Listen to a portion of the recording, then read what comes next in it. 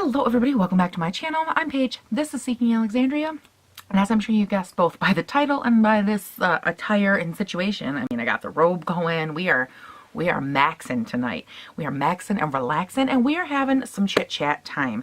If you're here, and I know that you subscribe to me for beauty related type stuff, I'm sorry, this is not going to be a beauty kind of video. When I started my channel, the one thing that I always wanted to pull from is a platform to be able to help and encourage and give people some pieces of things that I've kind of picked up. And lately I've had this really laid on my heart, and then a couple of you have been asking me about it in the comments and privately and things like that. And I really feel like tonight is a good opportunity for me to sit down, hang out with you guys. I remembered to put my phone on silent. Go team. And just kind of talk for a second. It's not going to be obviously the most humorous video, and if you're not really into this kind of thing, that's okay. I realize that a lot of people, I'd say probably the vast majority of people on my channel, probably aren't, but that's okay. It's there to kind of help those that need it. More of a bit of wisdom encouragement kind of thing. For those of you that don't know, I have a brain tumor. It's called a macroprolactinoma. All it basically means is that on my pituitary gland, I have a brain tumor, and it secretes massive amounts of prolactin into my bloodstream, which is like a hormone. And on a weekly basis, I go through puberty, pregnancy, menopause all the time. So my hormones are always up and down and up and down, and it's caused, a host of other issues. I have a lot of spinal issues, stomach issues, depression and anxiety, IBSD. I mean, I've got a whole fun little hat full of cards you can just pull out whenever you feel like it and be like, oh, look at what today is. It's just every day is new. Which, whatever, what are you gonna do?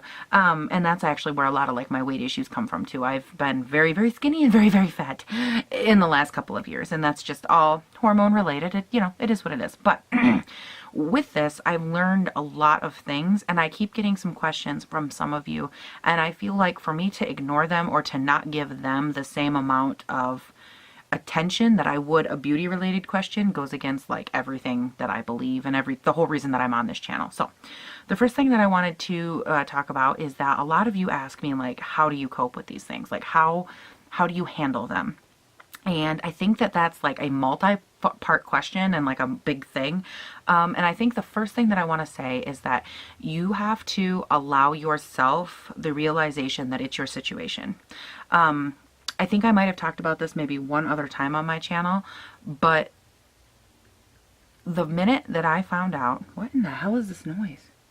I feel like I'm hearing something and it's driving me insane. Sorry. It's this weird little crackling noise. What are you? What are this? Hey.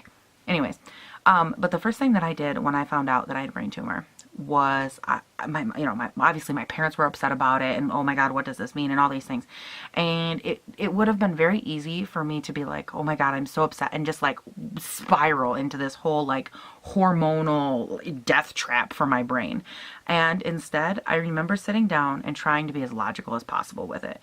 I sat down and I was like, look, girl, you got 5 minutes. And I got home, I sat in my room for 5 minutes, and I said, you have 5 minutes to figure your shit out. 5 minutes. 5 minutes to be upset, yell, scream, cry, whatever you need to do, but you need to get your head in the game, because now everything that you do, all your actions, all your doctor's appointments, you have to be intentional with literally every single thing that you do. That is the first thing I can tell you. You've got to come to terms. And I realize that not everyone's like me. Not everyone is going to be now listen, you have 5 minutes. It's not like that for everyone. It was like that for me because that's how my brain works. My brain is I don't want to waste any time. Let's get life moving. We got shit to do. That's just how my brain works. And if that's how your brain works, great. And this isn't something that's just oh, if you have a brain tumor, this is only applicable. This is with anything in your life. You're going through something, there's something with your kid, something with your spouse, you're getting a divorce, someone passes away. You have got to find a way to let your brain, your heart, and your body sink together and realize that we are not separated. We're all together. One of the hardest things that I had an issue with at first was that my brain was fine. My brain's functioning an entrepreneurial, college, all these things, all my, everything's firing inside. And my heart is in it. I'm passionate about it. But the one thing that couldn't keep up was my body. My body is and has been for quite some time exhausted all the time. And I had a really hard time melding the three. So you need to mentally get there, emotionally get there, and physically get there. And whichever one of those things is lacking, because one of them will lack. If you're going through something, say you're going through a divorce or someone passed away, it's going to be more emotional. It's going to be, holy shit, my heart needs to catch up. If you're going through something, you're stressed out at work, you're trying to go for a promotion, or, your college, or, you're going for finals or the bar or something like that, it's going to be mental. If you're going through physical ailments, like what I have, all the things that I already listed, it's going to be physical. And you need to find a way to get all of your senses on the same page. And honestly, if you're a spiritual person, if you do God, if you do anything like that, pull that in, because it's not going to hurt, okay? I drew pretty close to my Jesus in my time when I was finding all that out. It was very strugglesome in that area for me. And I think the key to it is realizing that you are just one human. You are one physical being. And when you go through stuff like that, it feels like you're torn into 400 pieces. I had the hardest time realizing, like I said, realizing that I had limits, realizing that, I wasn't like some all-powerful pagely being. That was really difficult for me. It still continues to this day to be the hardest thing that I have dealt with, is realizing that I'm not as able as I once was. I used to go and go and go and go. I didn't need to sleep for more than 45 minutes. I never stopped. And I felt like, because I had these limitations now, and because my body got sicker, and because I had these other issues, it made me feel like I was less of a person. It made me feel like I was, somehow less of a woman, or less of a businesswoman, less of a something, because I couldn't do these things, less of a 20-something-year-old, because I couldn't go out and party, couldn't go out and drink, couldn't stay out late, couldn't drive at night, couldn't do this, couldn't do that, couldn't hardly eat most of the time. And it makes you doubt all these different areas of your life. Makes me, I'm not as good of a friend because I can't be there for these people, or I can't go to these outings. And you've got to realize that you are still the same person you once were. It's just a little different now. You're the same person. You still might love the same things. You just might have to tweak them a little bit. And I think that, the second step of this is that you have to realize that not everyone in your life is going to be as understanding as you might think they should be, or as you would like them to be. Part of me tweaking my old life to kind of work with my new limitations and my body and everything that's been going on physically is I have a couple friends that are in my life that are absolutely amazing. And they would do anything for me, and they realize that for me to go to their house, which it might be an hour away, I can't do it. It's really, I can't drive that far. My medication does not allow it. I will fall asleep. I can't physically do it. I have a hard time going places. I don't really leave my house that much if I can help it, because I get sick a lot, or I'm hurting, or I can't feel my feet. Feet are very important for the walking process. And I have pain constantly. And that's part of the fibromyalgia. Joy. But I think that there's a lot to be said about realizing that there are certain people in your life that will be super understanding, like the ones I'm talking about, people that will come to you, people that will love you, even if you can't do what they want you to do. And you have to realize that there will be people in your life that are the exact opposite. I would be lying if I said I didn't lose friends because of this, because I can't do certain things. And it's going to be real easy for you guys to sit there, or for anybody to sit there and like judge these people. And the reality is that you can't, because they might have signed up for a friendship that's different than what they're getting right now. Maybe they signed up for Super Page. Maybe they signed up for the page that could do it all. The page that could travel, the page that could do all these things, or come to their house, or visit and do these things, and this page can't. So is that really fair? I mean, that's kind of like signing up for a car that's working and then your car breaks. It's kind of what you're getting here. I'm broken now. I'm more broken than I used to be. And I would, like I said, I'd be lying if I said I wasn't, kicked out of a wedding and had other friends kind of be like, no, thank you. And they have very, very verbally kind of dismissed me from their life. And that's their choice. They're allowed to do that. And I'm not going to say that, oh, they're awful people. Is it something that I particularly would be like, oh yeah, go do it? No, but I mean, If they didn't sign up for it, they didn't sign up for it. And if they feel like it's not something that they want in their life, that's up to them. That's not up to me. I don't get to decide what other people want in me or not. I can only provide what I am, and then that's where it goes. What I can say is that things like that will happen to you. I don't care if what you're going through is spiritual, mental, emotional. It doesn't matter. Things like that will happen. People will, if you have anxiety and you have a hard time leaving your house, I have that. I have that a lot. And I have a really hard time leaving. It makes me very anxious. And it's difficult because people that are outgoing and the people that love to go out, they literally cannot understand why you would rather sit inside than go out into the world. And to you, that world is actual terror. If it's physical, again, I have a hard time leaving because I have a lot of physical limitations now. And people will not understand why you can't just go for a hike or why you can't just go walk around. They won't understand that. And I think that regardless of if it's an ailment you can see or not see, the one thing you have to remember is that other people can't always understand what you're going through or what you've been through. And it's not because they're too naive to see it. It's maybe because they legitimately don't understand it. It doesn't mean it's your job to teach it to them. It doesn't mean it's your job to preach to them or to tell them what a horrible person they are. It just means that they don't get it. And all you can do is hope that they see it. And if they don't, then they don't. Which brings me to kind of my next point. You have to be able to be passive. And for me, that was insanely difficult because I'm not a passive person. I don't like to let things pass. I'm one of these like, excuse me, did you catch that? Like, I'm one of those people. So for me, that was when I tell you that was difficult, it was more than difficult. And what I mean by being passive, it isn't like let everyone walk all over you. It was more of a, you have to be passive when it's important. I remember actually when I got into the final argument with the friend that kind of kicked me out of their wedding, friendship ended, all that. And the only thing I could do was be passive. And all I wanted to do was make my point and say, like, you don't understand, and engage in that conversation. And what I realized is that no matter what I said, the only option I had was to be passive. The only option I had was to just let them say their piece and let them be frustrated, because their frustration is no less valid than mine.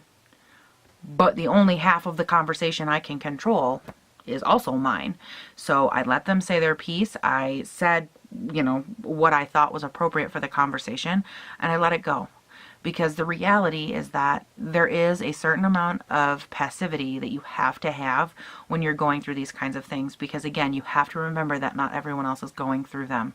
And you can always hope that they understand. You can hope that they're willing to hear you out. But the reality is that they're not always willing to do that. And it doesn't make them, like I said, it doesn't make them any less of a person or any less of a friend. It just means that maybe they don't understand it. Maybe they don't care. Maybe to them, they're like, look, this is the deal. End of story. Then that's the deal. End of story. And you have to allow them to, let you go. And that's just what it is. Does it suck? Absolutely. Are you afraid that you're going to lose people that you love? Every fucking day. Every damn day. And I have never been more grateful for the people in my life that actually love me and that actually care about me on a day-to-day basis.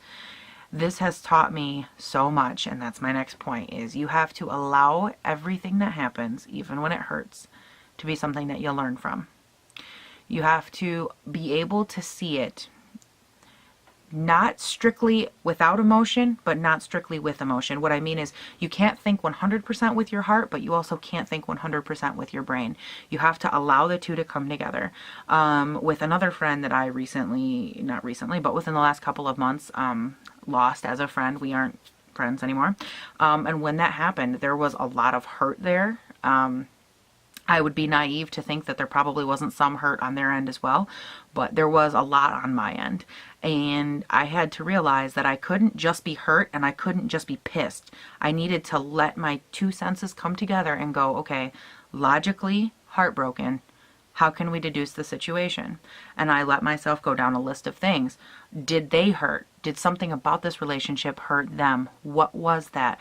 Could we have fixed it? Could it have been changed? Okay, we learn from it. We try to, maybe next time we communicate better. Again, it's never going to work with that particular friend, but you know for the future that, damn it, you better communicate a little bit better. And does it suck that this happened? Absolutely. But it happened. And the only thing you can gain is knowledge from it. You can try to learn from every individual and every instance and every pain that you go through in that respect, because that's all you're going to get anyways. And I'm a big believer in, you don't just let things happen to you and just lay there and like let them happen. You have got to try and find something from every experience. Even the worst experiences. I mean, say you were in an abusive relationship. You learned something. You learned that you're badass. You learn that you're stronger than you thought. You learn that you can do everything that that fucker told you you couldn't. No matter what the situation is, you can draw something from it. And you've got to learn that when there's something wrong with you, there are some people in the world that they want to say there's nothing wrong with them. They might be in great health, great mental health, everything might be great in their world. And that's awesome. But you've got to learn that you're playing with a little bit of a handicap now. And I don't say that to be disrespectful. I say it to be legitimate. Me in my life right now, I'm shooting with a handicap, and it's very real, okay? There are things that hold me back that don't hold other people back. And the only thing that I can do to try and counter that is to try and make up for what society will see as me lacking. So if I have a anxiety issue, let's say, which I do, but let's say that that's the instance I'm talking about. Let's say you don't have anything else, but you have really, really bad anxiety. Well, what's one way that you can try to cope with it? You can try to, you can try to work around it. So that way maybe you can learn from it. So social interactions might not be so odd or so strenuous for you. And you can try to, you can try to sway things in your favor, and you'll know mentally going into things what to expect, what's going on, and things of that nature that other people, they might not have to compensate for. There are things that when I think about a party, I have to know, when is it, where is it, how far is it away, what time of day is it going to be, will it be dark when I'm driving, should I have someone drive me, what if I go, where's the bathroom, is there an available bathroom, what if I get sick, what kind of food will there be? I mean, there are so many things when I think about going to do something that factor into what I'm able to do that other people, I know they don't have to care about. They don't have to think about those things, but I do. And I've learned from all my past experiences, all my past everything, I've learned that I have to account for those things. Not because I've been screwed, not because I've been dealt a bad hand, but because life happened. Life is happening to me, and this is how my life looks. Just because everyone doesn't have to always learn from every situation doesn't mean that I don't. I believe that that is one of the biggest things that has allowed me to cope and deal and ultimately turn all or most of the negatives in my life into a more positive light. I know that some of you have expressed in the past intimacy or dating relationships, that kind of thing, and you've kind of hit me with a little bit of apprehension on the subject. I'm afraid that my significant boyfriend, husband, whatever, that they won't understand. This is a new thing and I have a hard time either being intimate, or it hurts or something, or I'm not dating anyone, I want to date someone, but will they understand? And I think that those all have to be addressed a little bit differently, given as that I have been single, I am dating, but I have never been married. But what I can tell you is that on the single side, I was terrified of that.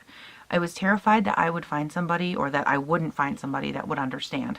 I tried it every way. I tried going after guys and not telling them anything. Like, oh no, there's nothing wrong with me. I'm just fine. I just conveniently can't go out past 5 p.m. And I literally tried everything in that respect. And what I learned is that it's not fair to me to have to withhold that part of my life, because it's significant. It's so significant to me that it would be like if I had a child that I just didn't tell people about. A, it wouldn't be right to ignore that huge, significant part of my life. And B, it's not fair to that person to not let them know. I'm not saying like, hi, I'm Paige, I have a brain tumor. I'm not saying anything like that, because I was going at it from like I'm going to seem normal. I want to seem like there's nothing wrong with me. And I'm going to like kind of bait them in, and then boom, I have problems, you know, and I don't think that that's right. I don't think it's about deliberately concealing issues. I do think that there's something to be said about being honest with your limitations. If they say, hey, do you want to go out for drinks? There's nothing wrong with, for me in this instance, I would have to say, I'm sorry, my medication, the medication I'm on, I can't drink. And then if you feel comfortable with the person and they're like, oh, well, what about lunch instead? And you allow it to progress like that. There's nothing that says you have to give them your full medical history just because of that one question. But you have to be open to the process that from the start, you're not lying or going into this with any kind of falsity on your end or on their end. You don't want them to think you're someone that you're not. And you also don't want to come across as someone that you're not, because that's not fair. And then you're like keeping up this facade. And imagine if you have like anxiety or depression and you're putting on like this facade for this person, that's going to make you more anxious and more depressed because you felt like you had to do this or be this person that you're not. And what I found is that ultimately it's not worth it. The person that I ended up dating ended up being someone that saw all those sides of me, all my 6 sides. They saw me when I was skinny. They saw me when I was fat. They saw me when I was skinny and then fat again. And you know, it's someone that saw me in all those worst moments. And that didn't matter to them because it didn't matter. And all the things that I was worried about and that I was terrified that would just reject or, you know, turn someone away from me, they didn't end up being a factor. They were like, you've got problems, so do I. Like, why would I care? And in the end, I was so worried and so terrified about this. I made a way bigger deal out about it than it really was to the person that I was going to date.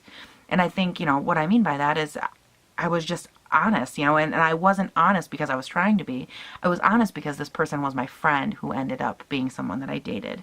And I just think that being able to compare those 2 sides of my life, the side where there's nothing wrong with me, let's go on a date and I'm totally fine, I'm a 20-something-year-old female, that side of me and the side of me that ended up dating someone are 2 totally different sides. And I can't imagine, what if I had roped someone in when I was just fine and I was a good old, you know, 20-something-year-old with no problems and cares in the world? What if I had roped someone in? How long would that have lasted? Not very damn long, because they would have realized that I can't come over, I never feel good, I can't hardly eat. I mean, I wouldn't want to be in that kind of situation. And I know it's not the same for everybody, but the first thing that you have to think of is when it comes to relationships is that you don't want to start one in a lie. You don't want one to be in a lie, period, because you probably wouldn't want to be lied to, I'm imagining. And I know I didn't. And so it was better, just honesty is the best policy. You know, you have to feel out the situation. Do it when it's right, but honesty is always the best policy. What I can say, you know, if you are married and then something comes up, this person married you, and I know it's really corny to say, you know, sickness and in health, but in reality, they did marry you for sickness and in health. They married you, and they should have seen that the ability for a bad time to come was an option. Whether it was the day after your wedding, 3 months after your wedding, 30 years after your wedding, a bad day will come. And if you married someone that wasn't up for that challenge, or that thought they were but they weren't, the reality is you might have to do it on your own. I'm not going to say that that's not something that happens. I'm not going to say that, like, oh, poof, things like this, you know, they don't happen. And all men and all women, they all stick around through all the hard parts of marriage. That's a lie. The reality is that they bail for finances. They bail for, you know, they bail emotionally. They'll bail physically. They just bail out. That happens. People lose love, or people lose interest, and people sign up for a commitment that they're not ready for. That does happen. And the only advice I can give you is that when it comes to issues, you have to be honest. Whether it's an intimate issue, which I'll get to that in a second, whether it's an emotional issue, whether you feel like you can't trust the person, or you can't tell them this, or like, I just don't want you to see this side of me, you have to realize that you're married to them, which means that they are literally supposed to be your left or right hand. They are supposed to be in that part of your life. You need to allow them to see it and experience it with you. You need to allow them to be a part of it, because one of 2 things will happen. It will either bring you closer together, and they will see that, you know, you are strong, that you are determined, that you are all the things that they love, or they're going to go, my God, they're always sick all the time, and they're not the person for you, because the person for you will be there. I hate to say it, because I know that I'm probably smacking some people in the face, but it's true. I know that it's sobering, and I know that it's hard, and I know that it's probably not what all of you want to hear, but it's true. The other thing that was mentioned was intimacy, sex. Like, let's just be right out there while we're at it. And one of my subscribers had mentioned to me that they were concerned about that area of their life, about, will my husband or boyfriend or whatever, will they lose interest in me? Will this be an issue going forward? Are they gonna hate me? Or, I'm afraid that they don't understand. I can't be physically touched, that kind of thing. And I actually understand a lot about that. I have a difficult time with touch. That's part of fibromyalgia, is I'm very, very sensitive. Every single neuron on my body like fires at an instant. So I feel everything, and like right now, my hair on my neck, you'll see me fidget with it sometimes, and it's because it bothers me. Like, I can feel every hair touching my neck, or I feel everything. And it's something that's not just fibro that happens with. I mean, it happens with a host of things, but my point is that was a long circle around that one. But my point is, you've got to be honest with them. You can't just withhold sex. I don't care if you're the man or the woman. You can't just withhold it and like hope they don't notice. I'm like, oh, they won't notice that it's been like 5 months. It's no big deal. They will notice, okay? Whether you are dating or married, they will notice. And you need to be honest with them and say, look, I struggle with this part of it. Aha. And then you guys need to have a very open discussion. Do you want to have sex with me? Do you desire it? Do you ever feel them feelings? You know what I'm saying? Do you feel that? And then you can say like, yeah, I want to. I just physically have a hard time. And then maybe you guys could work something out where you can still engage in intimacy type acts, but maybe it doesn't have to be what it was, because maybe you can do it more comfortably. Maybe there's a way to do it with less physical touch. Maybe there's a way to do it with less of this or that, or, less making you uncomfortable. Maybe you're self-conscious about your body. Maybe there's so many different things, and there's a way to get around that. You just have to work with them, and you have to be willing to let them in, and you have to give them the benefit of the doubt. You have got, I cannot stress that enough, you've got to give them the benefit of the doubt, you guys. You can't assume that they're not going to love you. You can't assume that they won't understand. You've got to give them that chance. You have got to open yourself up enough to where it might blow up in your face, okay? I'm not going to lie. They might be like, this bitch is crazy. They might. But you've got to give them that, because the reality is that if you married them, you married them. Like, they deserve every piece of your life, every piece of your existence, and you deserve that from them. Every piece of honesty and shred of life in that sense is something that you both deserve and should give each other. So you've got to give them the benefit of the doubt, to understand what you're going through, to want to work through it with you, to want to help you. Because when it comes to intimacy and sex and that kind of thing, ultimately you both want to please each other. I mean, that's the nature of the business. And if you both want to please each other, I can't imagine a couple that's like, yes, we both want to do it. This is the limitation. How can we get around it? How can we still engage in all the things that we love? We love each other. We want to engage in each other that way. How can we do it and still make sure that we're both comfortable, regardless, again, if it's a sensory issue, if it's a mental issue, if it's like I need to be covered kind of issue because I'm self-conscious. There's a way to work around them, and you have to allow them the opportunity. And then if they look right at you and they're like, that's stupid, and they shrug it off, then you have a deeper issue that you need to go deal with, and you need to, re-examine things, and you need to be honest with them and say, like, it really bothers me that you blew this off. But you have got to keep an open line of communication, especially where intimacy is concerned, because unfortunately, I know that society likes to play off sex like it's nothing, or like it's an everyday occurrence. We can all just go bang whoever we want, and blah, blah, blah. But the reality is that it is a very important part, because it's literally what forms two people together. It is what makes you one human. And the act of doing it brings two people together. And so when you don't have that, you might have everything else, and everything else might be fine. But when you don't have that, there is something that goes missing from a marriage. There is something there that lacks. And you don't want to let that go if you can help it without a fight.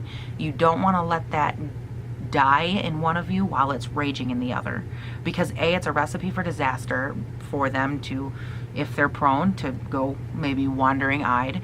It's a recipe for all kinds of problems within your marriage and frustration and you know, just irritations that you're not expecting. And I'm not gonna get, you know, that's where I'm gonna end that. You guys can kind of like feel out where I'm going with it, trying to like keep it relatively PG but still be pretty, you know, straight, honest, because like,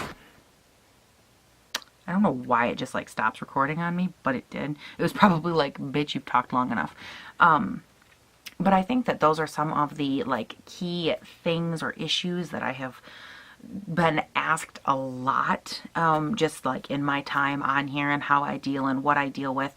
So you need to be passionate when it matters, passive when it calls for it, and always understanding that other people are not going through necessarily what you're going through.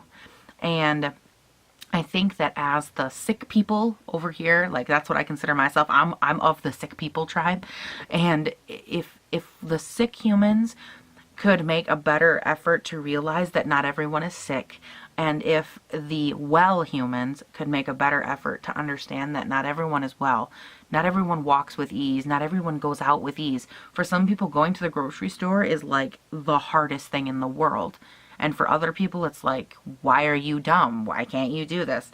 It doesn't make them dumb, it just makes them different. And I feel like if we could find a way to understand both sides and just realize that some of us have limitations, others don't. You know, you wouldn't look at someone who clearly has like a broken arm or a broken foot or something like that and say, well, why aren't you doing this? You'd be like, oh, I understand, you have this. Okay, I get it. Just because you can't see it doesn't mean it's not real. Just because you can't see a limitation doesn't mean it's not there. You have to be understanding of them just like you expect or hope that they will be understanding of you. And that was the one thing I had to learn, like really intently learn. And it all came with the cost and understanding of all those other moments in my life. And I know that this video has been insanely long-winded, and honestly, I kind of hope you were just like listening with headphones like while you did something else, like podcast style, because if you just looked at my face that whole time, it was probably pretty boring. But I just wanted to come on here, you guys, and like take a second, talk to you, kind of feel out the situation with you, and see what do you think. I don't want to say what do you think about these videos, because honestly, I will probably make them forever. These are like, my heart is in these kind of videos and helping people and giving the things that I know. I don't know much necessarily, but I do know a lot about sickness and life and kind of like working the two together by force and by choice and everything in between. So if you ever have a question of anything like this, or if you feel like, you know, hey, this really helped me or whatever, leave all that in the comments, you guys. I love to hear from you. I love it when you guys are like, oh my God, you know, this met me on a personal level, and this is why. I love hearing your stories, your struggles, your questions. I love hearing it all, because I love knowing that it's more than just makeup, and it's more than just like, oh my God, I tried this and it was so great. It's awesome to have those amazing products, and I love them, but it's also important to me that you guys know that it's more than that for me. I hope it's more than that for you, because this is a real world. This isn't a world where it's just all la-di-da. It's real, and we live in it, and sometimes that's shit, and that's the reality. So down in the description box, you will find the Facebook and Snapchat and all that kind of stuff. Go feel free to follow me on those handles, especially the Facebook one. I told you I'm gonna push it, and I'm gonna push it. And as always, you guys, comment, like, subscribe, share the video, and I hope that it was helpful to you, and I hope you have a great day, night, weekend, whatever. Thanks for hanging out with me, and I hope it wasn't totally boring, but if it was, like, sorry, I'm not that exciting sometimes. I will talk to you guys all later. Hope you have a great day, night, weekend, whatever.